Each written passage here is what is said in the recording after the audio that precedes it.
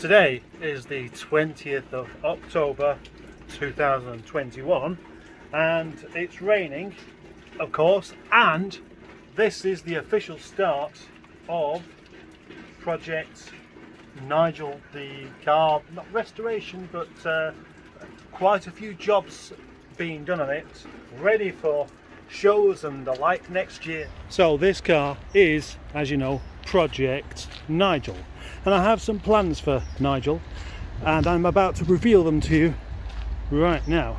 Well, I mean, I might as well, hadn't I, because you're going to watch the rest of the, hopefully you're going to. As this car is best known for its different coloured panels and stuff, I'm going to start there by changing some. Let's go through my actual plan for this car. This black door is going to be replaced with a sonic blue door. The wing's going to remain the same. So is the bumper, and the bonnet is going to be replaced with a black one. Keeping the silver wing, keeping the red door. There's a possibility I may change the tailgate for a blue one. I'll have to write that back on it. The 425 badge is going to go because it doesn't really make any sense. But the Wedgwood blue bumper will remain, and most likely will the boot spoiler as well in X-Power grey. No plans to actually change these wheels, as I do like these serpents. I just need to do something about this arch liner. That shouldn't be too difficult a job. Open the boot, and I need to do something about what's gone under here. It is letting in a bit of water, so that's going to be most probably the seal. Yeah. Oh yes, it is. Yeah, I can see that running. I can see the water dripping off of that. Not very good. So once I've sorted the seals out, then I can put the carpet back in, and as well as the carpet that covers that, I took it off because the seat wouldn't engage. However, there is a possibility of me having the trophy lights on the back of there instead. The ones that came off the Danger Mouse car. I didn't like them at first, they just looked like aftermarket things, but then I found out that they're a genuine item and maybe they should go on. Underneath the car, I plan on doing a whole load of rust proofing stuff, and then maybe having a more rorty back box. But before that, I need to get to the flexi pipe, because listen to this.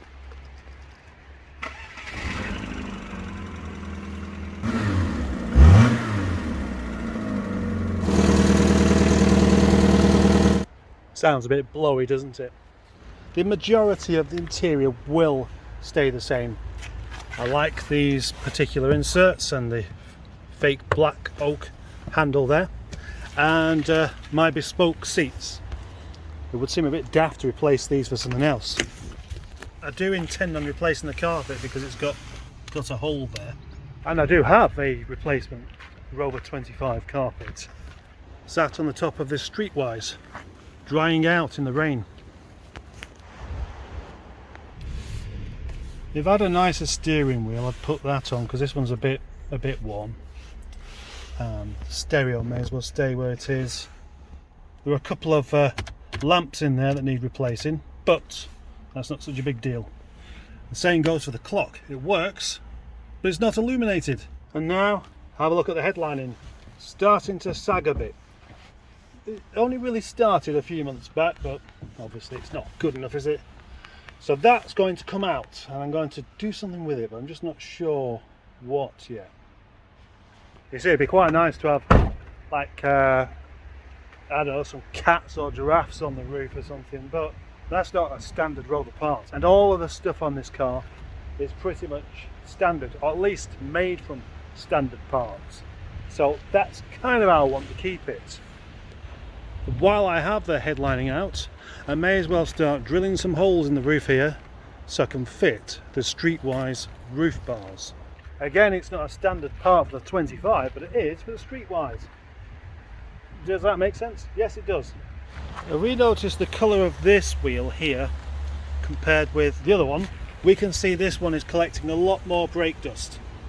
So that's just down to some odd pads. So I could do with replacing them and upgrading the discs. I've got a set of vented discs that I've had about a year. They came with Project Kev, so they can go on there. A while back I did an experiment with the grill, tried to make a mesh grill, and it looked okay, but then it sort of started falling out. I may reattempt to do that a bit more properly. Changes under the bonnet. First of all, it would be nice to get that expansion tank the correct colour, and to get rid of all of this leaky oil off the rocker cover. So that could well be my first job actually on this car, degreasing. Nigel is losing a tiny bit of coolant. I'm not entirely sure why, because it runs perfectly well besides that blowing around the thing there. And so I don't want to start thinking about doing a head gasket on it unless it needs it, so I won't.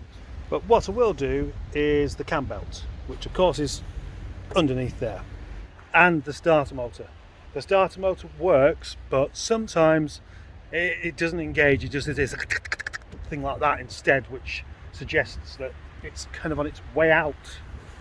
I've thought about some possible power upgrades, and there's a friend of mine called Ben who's got some ideas for me that maybe we could look into, but that's not definite. So I think that is all of the things I'm going to be doing.